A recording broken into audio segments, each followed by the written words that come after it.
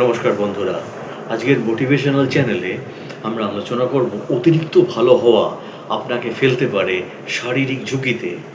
সবাইকে খুশি রাখতে গিয়ে নিজের অনুভূতি চাপা দেওয়া অনেকের অভ্যাস, কিন্তু এই অতিরিক্ত ভালো থাকা দীর্ঘমেয়াদী মানসিক চাপ বাড়িয়ে শরীরও তৈরি করতে পারে নানা জটিল সমস্যা।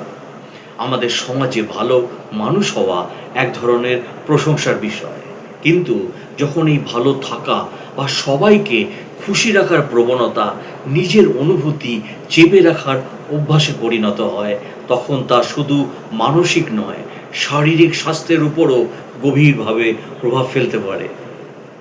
মানুষকে খুশি রাখার চাপে নিজের অনুভূতি হারানোর বিষয়টা হয়ে থাকে অনেকের ক্ষেত্রে।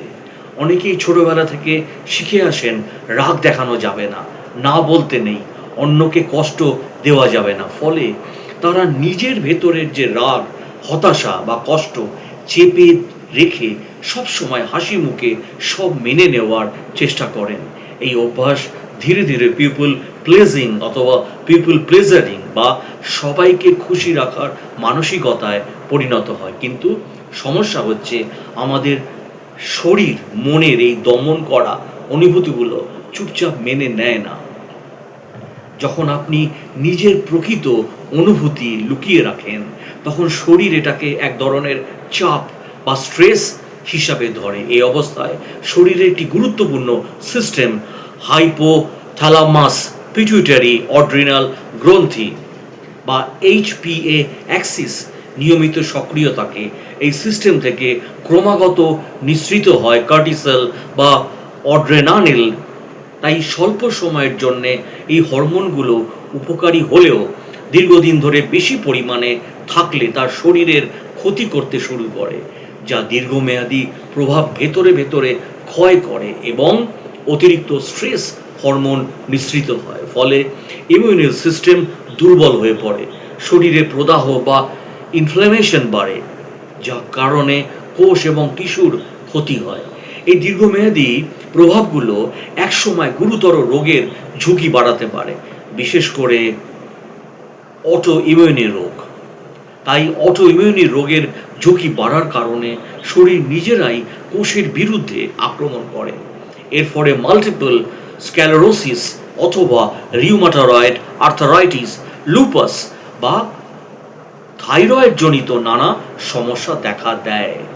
তাই গবেষণা দেখা গেছে দীর্ঘদিনের মানসিক চাপ এবং আবেগ দমন এই ধরনের রোগের ঝুঁকি বাড়াতে পারে। সেক্ষেত্রে নারীরা থাকে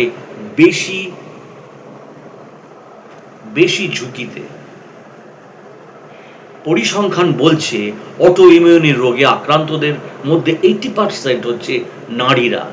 এর পেছনে জৈবিক কারণের পাশাপাশি সামাজিক কারণও বড় ভূমিকা রাখে। নারীদের ছোটবেলা থেকেই শেখানো হয় সহ্য করতে হবে, যত্ন নিতে হবে, নিজের কথা পরে ভাবতে চলবে। ফলে তারা প্রায়শই নিজের অনুভূতি প্রকাশ না করে চেপে রাখে, যা দীর্ঘমেয়াদী শরীরের উপর প্রভাব ফেলে। ভালো মানুষ হওয়া খারাপ নয়, কিন্তু নিজের ক্ষতির বিনিময়ে কখনো নয়। এক্ষেত্রে কিছু বিষয় মনে রাখা জরুরি।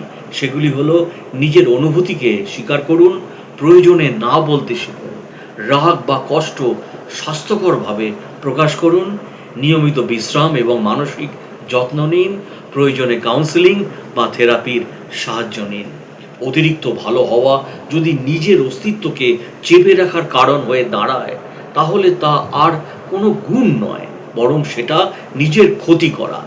আমাদের শরীর ও মন একসঙ্গে কাজ করে, তাই শুধু সুস্থ থাকতে হলে শুধু বাইরে নয়, ভেতরেও সত্যিকারের স্বস্তি রাখা জরুরি। আজকে এই শর্ট ভিডিওটা করলাম। যদি আপনাদের ভালো লেগে থাকে প্লিজ সাবস্ক্রাইব এবং শেয়ার করে দেবেন। ভালো থাকবেন, সুস্থ থাকবেন।